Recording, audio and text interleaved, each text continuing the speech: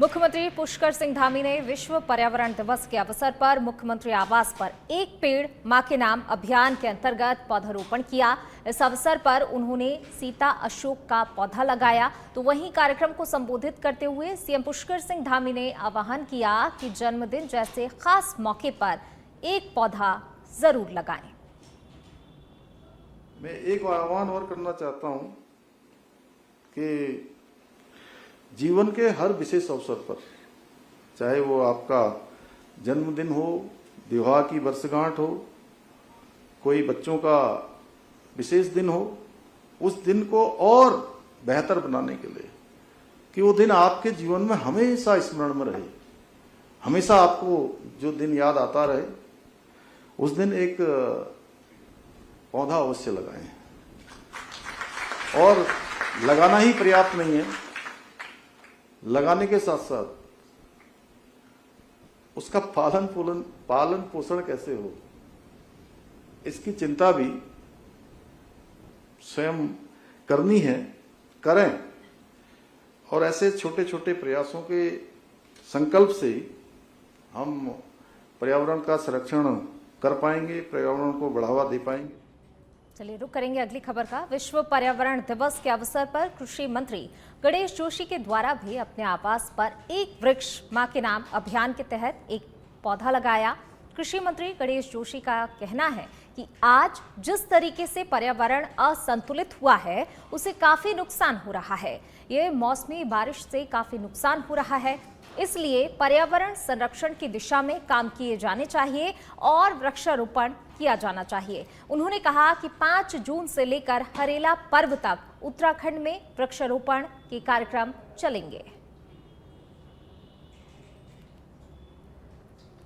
तो देखिए, विश्व पर्यावरण दिवस के अवसर पर सभी लोग जो है एक पेड़ मां के नाम अभियान के अंतर्गत पौधा लगा रहे हैं। और इसी कड़ी में अगर बात की जाए तो कृषि मंत्री गणेश जोशी ने भी पौधारोपण किया और उन्होंने सभी लोगों से भी अपील की कि जो है हर खास अवसर पर एक जो है पौधा ज़रूर लगाएं, क्योंकि जिस प्रकार से पर्यावरण असंतुलित हो रहा है कहीं ना कहीं नुकसान हमें ही है और उसका नुकसान हम देख भी रहे हैं कि किस तरीके से जो है पर्यावरण असंतुलित होने की वजह से हमें नुकसान उठाना पड़ता है। और इसी को लेकर उन्होंने संदेश दिया, एक तरीके से अपील भी की है कि सभी लोग जो हैं वो ज़रूर एक पौधा अवश्य लगाएं। दिवस है, जिस प्रकार से आज हमारा पर्यावरण संतुलित हो रहा है, हमारा वाटर लेवल नीचे जा रहा है, हमारे पानी के स्रोत सूख रहे हैं, ऐसे में वृक्षों का लगाना बहुत जरूरी है। मैं एक मैगजीन में पढ़ रहा था कि तीसरा विश्व युद्ध अगर होगा तो पानी पे लड़ा जाएगा, इसलिए इनको संरक्षित करने के लिए माननीय प्रधानमंत्री जी ने जो एक पेड़ मां के नाम अभियान चलाया है, अभी इसकी शुरुआत हमने की है और ये अभियान हमारा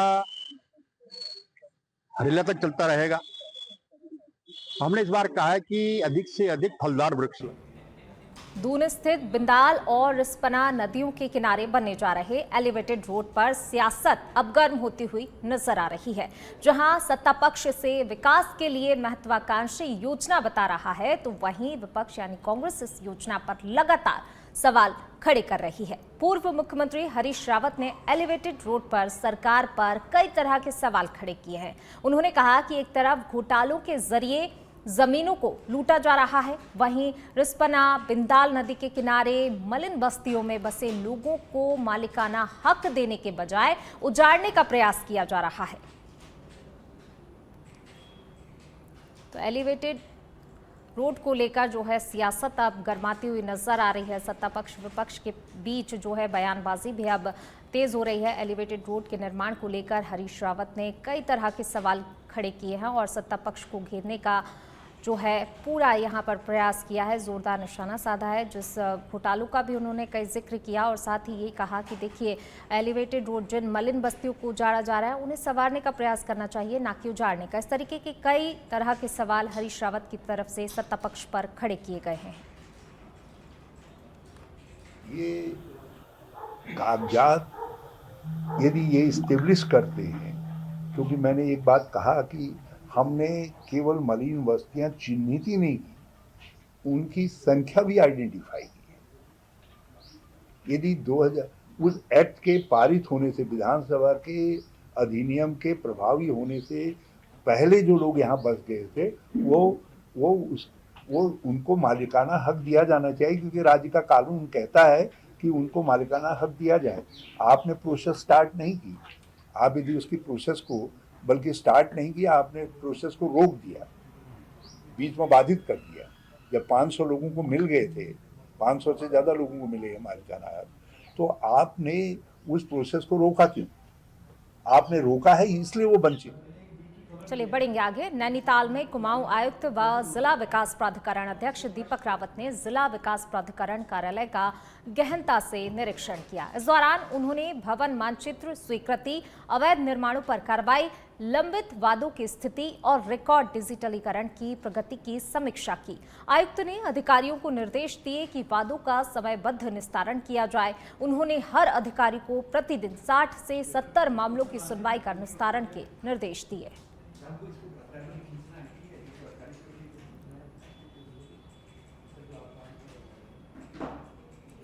तो लंबित वादों की स्थिति की समीक्षा की गई है।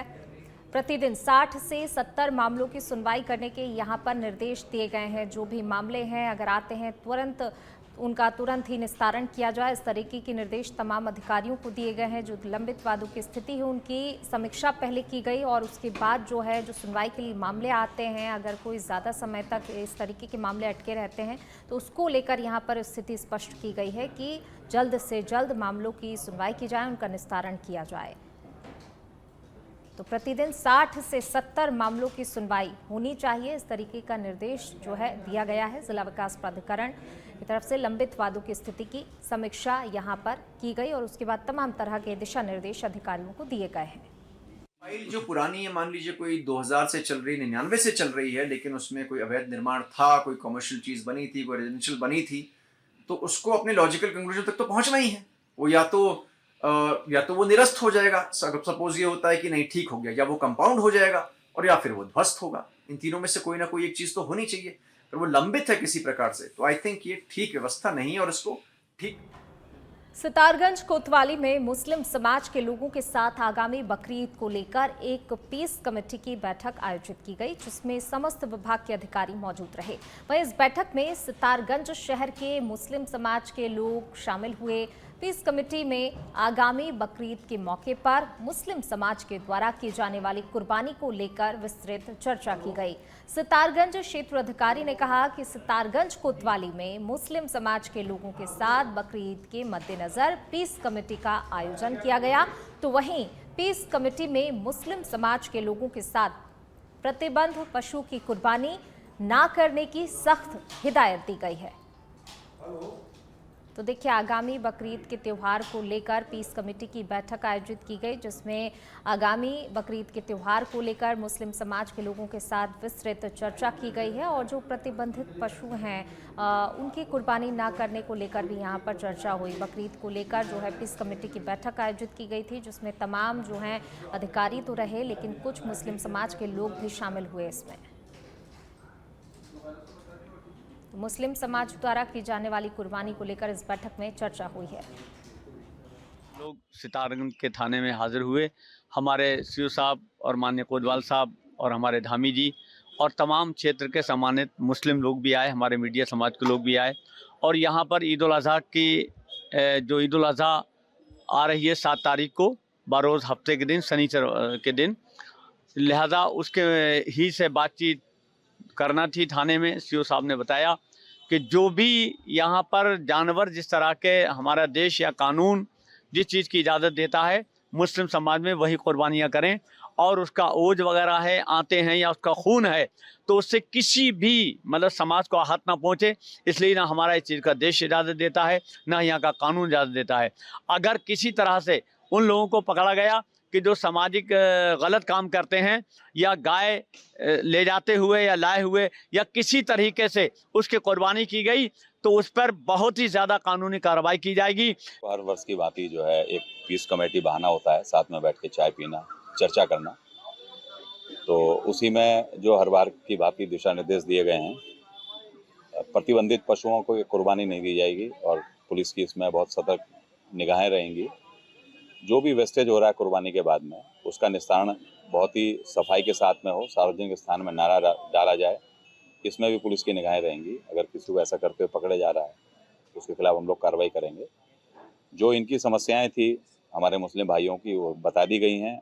जो जिसके लेवल पे है उनको नोट करवा दिया गया है, उसका निस्तारण किया जाएगा और सभी को जो है ईद उल अजहा की जो है एडवांस। देश में कृषि क्षेत्र की प्रगति और किसानों की समस्याओं पर सीधा संवाद स्थापित करने के उद्देश्य से केंद्रीय कृषि मंत्री शिवराज सिंह चौहान आगामी 6 जून को मसूरी पहुंचेंगे। ये जानकारी राज्य के कृषि मंत्री गणेश जोशी ने दी। उन्होंने बताया कि केंद्रीय मंत्री किसानों से सीधा संवाद कर उनकी जरूरतों और सुझावों को समझेंगे।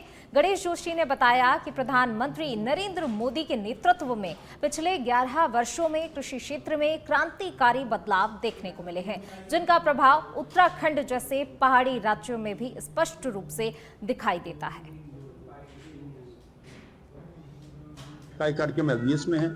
उससे पूर्व एक चौपाल का कार्यक्रम हमने भोजपुर में रखा है और 2:45 पर एक हिमालय कल्चर सेंटर में एक प्रदेश के 1000 से अधिक किसानों से वो सीधा संवाद करेंगे और निश्चित ही इसका लाभ प्रदेश के किसानों को मिलेगा।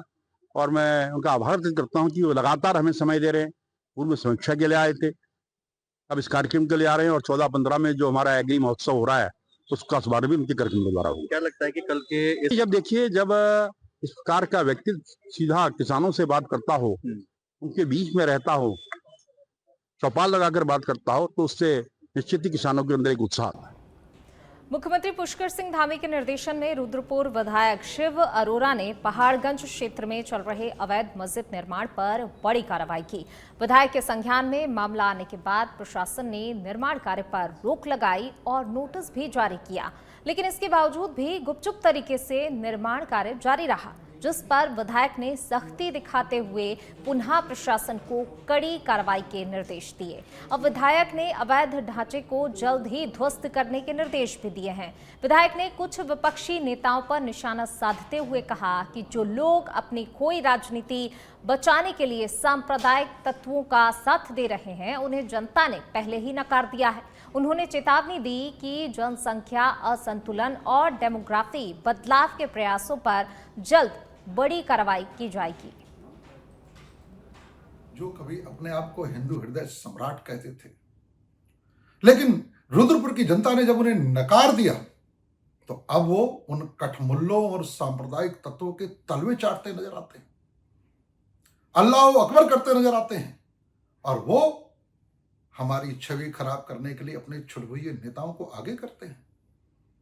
अभी पिछले दिनों एक प्रकरण आया पहाड़गंज में एक अवैध मस्जिद की निर्माण का। जैसे ही मेरे संज्ञान में आया, संज्ञान में आते ही प्रशासनिक अधिकारियों को मैंने निर्देशित किया और प्रशासनिक अधिकारियों ने तुरंत नोटिस जारी करके उस निर्माण को रुकवाने की कार्रवाई आरंभ की। लेकिन वो सांप्रदायिक तत्व, उनके हौसले इतने बुलंद थे कि फिर भी लुके छुपके देर रात अवैध रूप से उस मस्जिद का निर्माण कार्य जारी रखने की उन्होंने कोशिश की। उसके बाद मैंने प्रशासन को निर्देशित किया तो 31 मई को उस अवैध निर्माण का जो किया जा रहा था उसको सील करने के आदेश जारी हो गए और उसे सील कर दिया गया। मैंने प्रशासन को बड़े स्पष्ट रूप से कह दिया कि यह अवैध निर्माण शीघ्र अतिशीघ्र ध्वस्त हो जाना चाहिए। माननीय मुख्यमंत्री पुष्कर सिंह धामी की मंशा के अनुरूप इस रुद्रपुर में ये लैंड जिहाद इन कठमुल्लों और सांप्रदायिक तत्वों का चलने नहीं दूंगा। ये निश्चित माने ये अवैध निर्माण शीघ्र अतिशीघ्र ध्वस्त होगा, लैंड जिहाद भी नहीं चलेगा और रुद्रपुर में वो नेता जो अपने राजनीतिक भविष्य के लिए इन कठमुल्लों के साथ अल्लाह अकबर बोलते हुए उनकी जनसंख्या असंतुलन कराते हुए अवैध कॉलोनियां उनकी बसाने की कोशिश कर रहे हैं। विश्व पर्यावरण दिवस के उपलक्ष्य पर नगर पंचायत के कर्मचारियों के द्वारा दिनेशपुर सीमा अंतर्गत विभिन्न स्थानों में वृक्षारोपण किया गया। नगर पंचायत कर्मचारी की पूरी टीम ने थाना दिनेशपुर परिसर, शमशान घाट, नगर पंचायत कार्यालय के अलावा कई स्थानों पर वृक्षारोपण किया गया। इस दौरान नगर पंचायत दिनेशपुर के पर्यावरण पर्यवेक्षक बलवंत सिंह ने कहा कि पेड़ से हमें ऑक्सीजन प्राप्त होता है। आज हम सभी मिलकर नगर पंचायत दिनेशपुर के क्षेत्र में कई स्थानों पर वृक्षारोपण किया गया। पर्यावरण दिवस के उपलक्ष्य में समस्त जगहों पर हमने वृक्षारोपण किया है और वृक्षारोपण से प्रदूषण हटाने के लिए और जनता को जागरूक करने के लिए हमने थाने में भी वृक्ष लगाए हैं, शमशान घाट में वृक्ष लगाए हैं, नगर पंचायत में भी वृक्ष लगाए हैं और जो जगह रह गई है वहाँ भी लगाएंगे। और इसी पर्यावरण दिवस के उपलक्ष्य में हमारे समस्त नगर पंचायत के कर्मचारियों के द्वारा जो वृक्षारोपण किया गया है। और लाइब्रेरी चौक से कैंपटी फॉल की ओर जा रही एक वेन्यू कार को पुलिस ने पकड़ा। दरअसल कार बिना नंबर प्लेट की थी और कार को एक 17 साल का नाबालिग चला रहा था। कार पर बड़े अक्षरों में नेताजी लिखा हुआ था और तेज आवाज में हूटर बजाते हुए जा रहा था। पुलिस ने कार को रोककर वाहन का हूटर निकालकर मौके पर सुसंगत धाराओं में वाहन का चालान कर वाहन को सीज कर दिया। इसके साथ ही नाबालिग सक्षम को उसकी माता के सुपुर्द भी किया गया।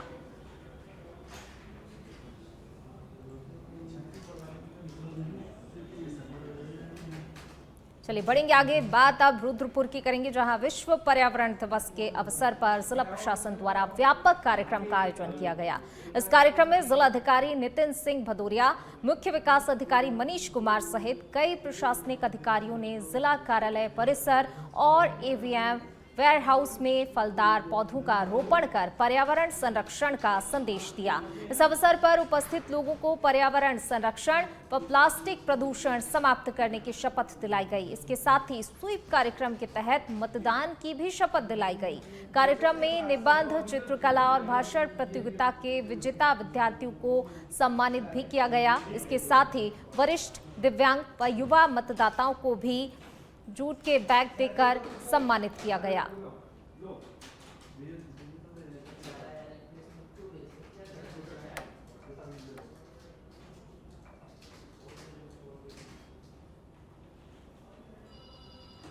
विश्व पर्यावरण दिवस पर व्यापक कार्यक्रम का आयोजन किया गया था। जिला कार्यालय परिसर में पौधारोपण किया गया है।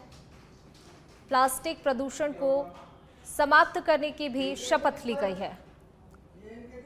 5 जून है आज। हम लोग कहीं जब विश्व पर्यावरण दिवस कई सालों से मनाते हैं, ये 1992 से जब मनाया जा रहा है, तो पर्यावरण के प्रति जागरूकता और पर्यावरण के संरक्षण के कामों के लिए हम लोग कार्यक्रम करते हैं। इससे लोग, बच्चों के भी हम लोग कार्यक्रम आयोजित कराते हैं, जिसमें उनकी प्रेरणा से हम लोगों को लगता है कि सभी अडल्ट में भी कहीं ना कहीं जागरूकता आती है।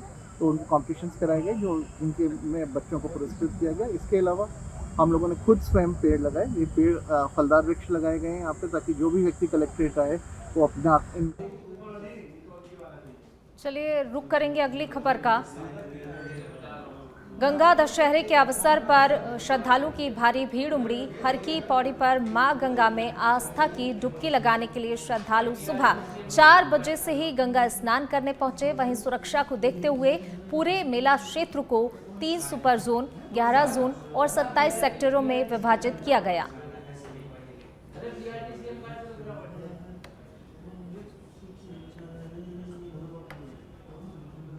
देहरादून के विभिन्न क्षेत्रों में कई ऐसे पेड़ हैं जो अपनी आयु सीमा पूरी कर चुके हैं या फिर जीर्ण शीर्ण स्थिति में हो गए हैं। ऐसे में बीते दिनों ऐसे पेड़ों की चपेट में आने से कई लोग हताहत हुए हैं, जिनमें कुछ लोगों की मौत भी हो चुकी है।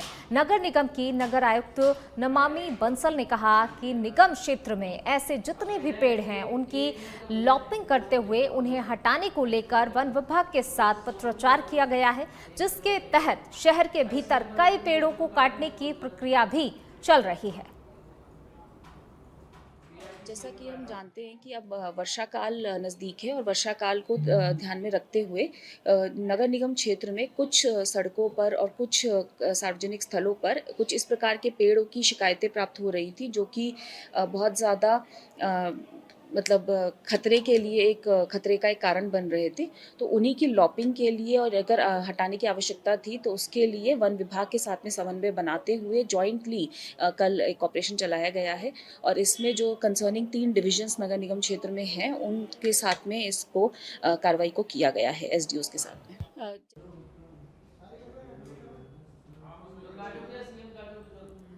तो देखिए, जो पेड़ जीर्ण शीर्ण हो गए हैं या जिन पेड़ों की वजह से कुछ लोगों की मौत हो चुकी है, उन्हें अब जो है हटाने के निर्देश यहाँ पर दिए गए हैं नगर आयुक्त की तरफ से। पेड़ों की चपेट में आने से कई लोग हताहत हुए हैं।